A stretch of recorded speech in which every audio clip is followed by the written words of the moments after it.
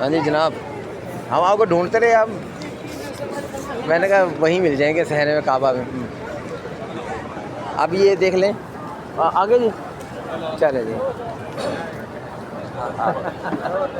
आगे सब माशाल्लाह ठीक ठाक, अल्हम्दुलिल्लाह। चलो अल्लाह खैर करे। ये अब हम सारी मूवी बना रहे हैं। हाँ ये घर वालों को भेज देते हैं ना, ये पीछे वो भी देखते हैं ना। अच्छा। हाँ वो भी देखते हैं। मदीना कहाँ जाएगा तुम? मदीना जाएगा 3 तारीख को।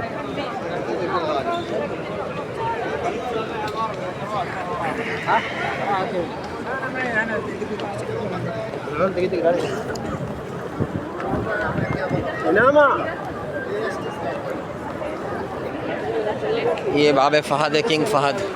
इंशाल्लाह रात को हम आएंगे यहाँ एहराम पहन के, और फिर हमें अंदर जाने दिया जाएगा यहाँ से इंशाल्लाह। चलें ठीक है, अब अल्लाह हाफिज़।